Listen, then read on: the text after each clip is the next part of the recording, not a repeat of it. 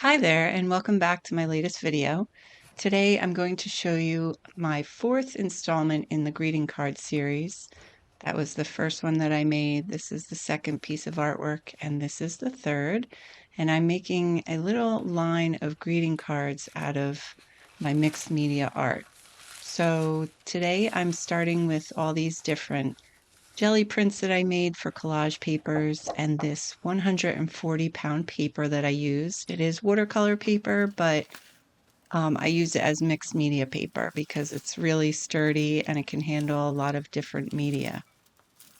So what I'm doing is really just going through all the papers and kind of trying to figure out what will work and what doesn't together. I did have a basic color palette in mind.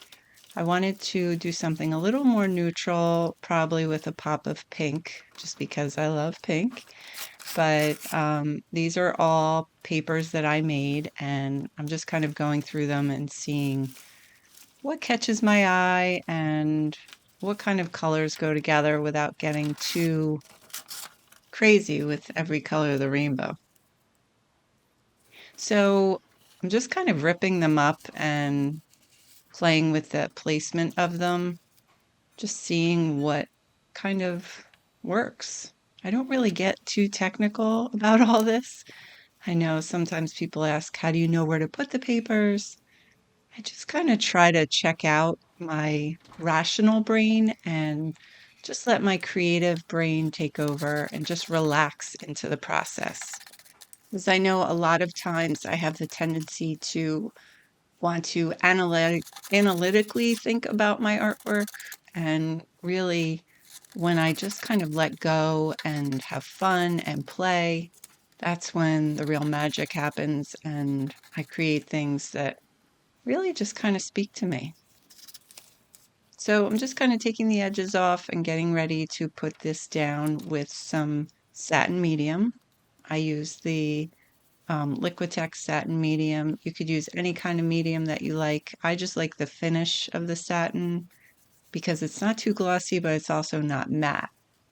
And I'm just kind of placing them where I played around with them. It can always change, but I try to just come up with a basic framework and then move from there. I do put a thin layer on top because I know I'm going to be putting some acrylic paint on top and other media. So I want to make sure that I seal the papers a little bit because these are just copy paper. I use just regular old copy paper to make my jelly prints. So I do need a little protection so they don't deteriorate quickly or buckle. And this is a piece of collage paper that I got online. I think I might have gotten it on Amazon. Just kind of a pack of papers.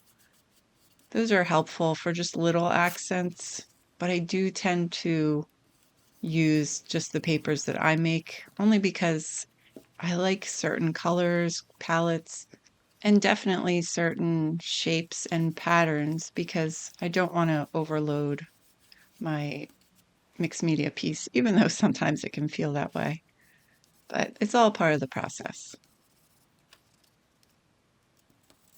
So I'm just putting this down, and this color, the light blue color in the lower right corner, is a piece of collage paper from my new mixed media collage paper book.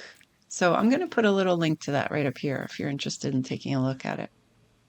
And it's just, you can kind of just rip it out and use it. So these are the colors that I kind of settled on for the palette. It's fluorescent pink, parchment, raw umber, and some gold shimmer.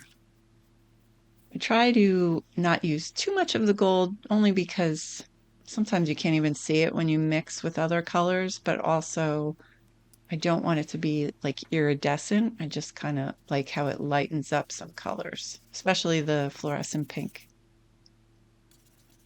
So right now I'm just kind of putting my first layer of paint down. This is always an exciting moment because it really kind of takes the piece into a certain direction, and sometimes I'm excited about it, sometimes I'm not. But I did love this color, so I was happy with just kind of putting that paint down. And this is the first layer. I always tell myself that this is just kind of playing, having fun, not really worried that if it's going to work or not work because there are many more layers to come. And these brushes, I got them all from Michael's. They're not real fancy, just kind of craft brushes that I play with. And a big part of the process, I do believe, for everyone, but me in particular, is removing just as much as putting down. So sometimes I'll put like a layer of paint down and it gets a little overwhelming. So then I kind of pat it up with some paper towels. So this color was interesting. It's some fluorescent pink with raw umber, and it kind of just gave a little bit of a warmth to it and lightened it up a little. Sometimes raw umber is pretty dark and kind of hard to distinguish, but with a little parchment and the fluorescent pink, it makes a nice color. So just moving it around with a palette knife, and then I softened it up with a little water. I know a lot of people don't like to use water with their acrylics because it really kind of lessens the intensity of the color, but that's exactly why I do use water, because sometimes it's just too dark on the paper when I put it down.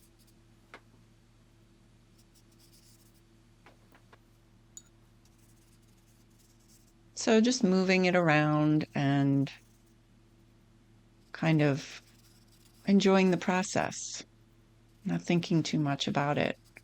It's starting to look like an antique piece of paper, which I do like.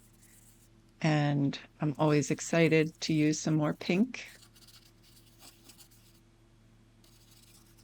And like when I started doing this series of making artwork for a purpose, I felt like it was a great motivator.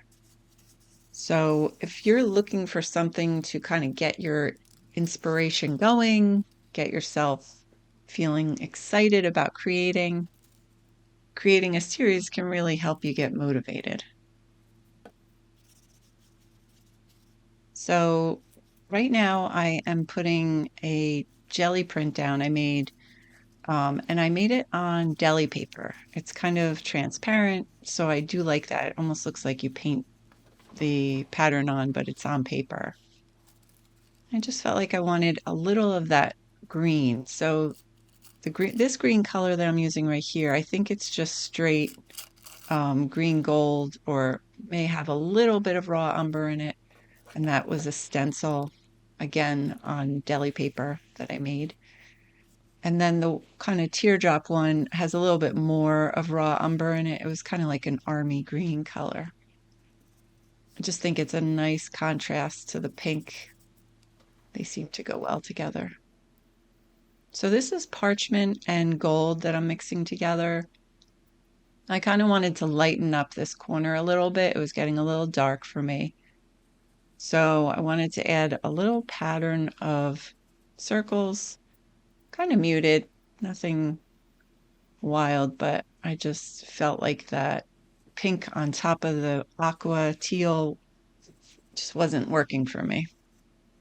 So bringing in kind of a neutral color is very helpful in that situation.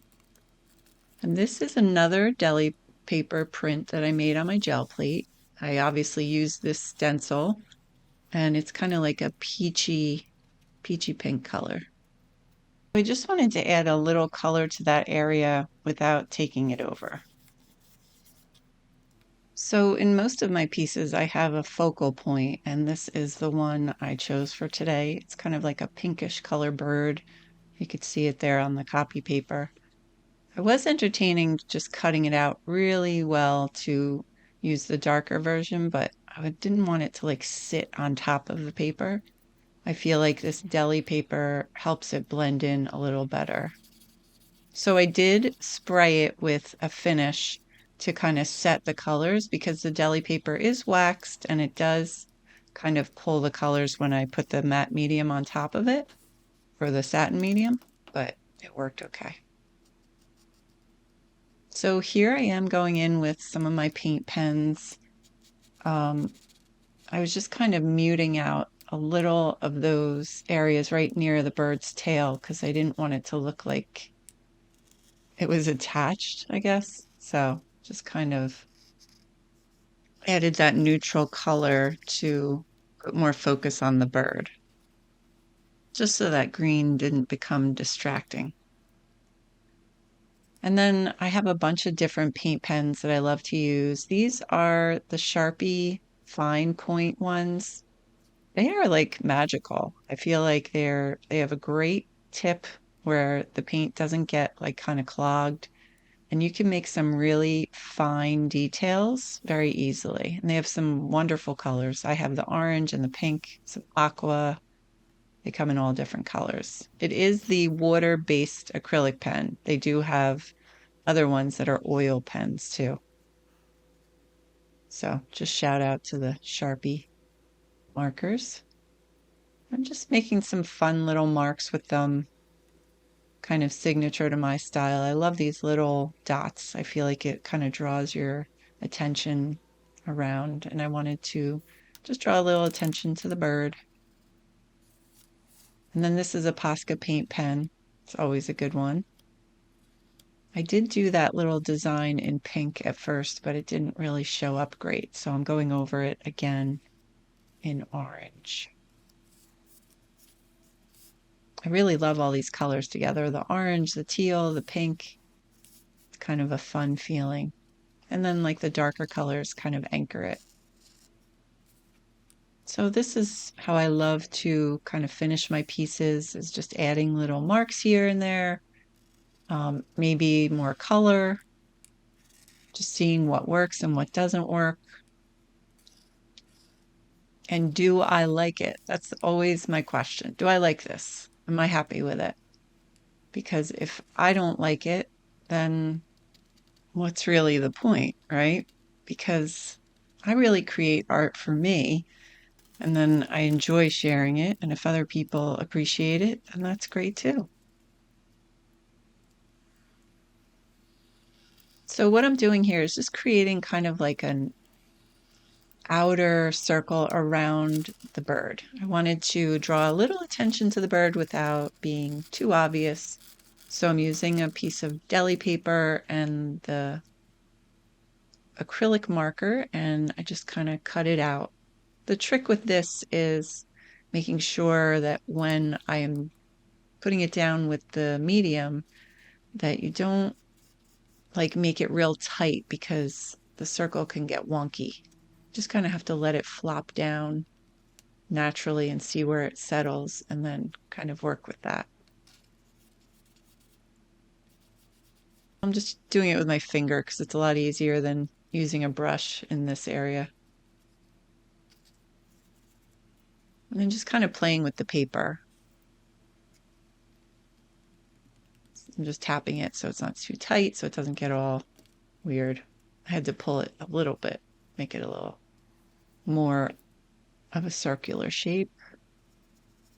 And then I just went back in with a little off-white to kind of lighten up that area.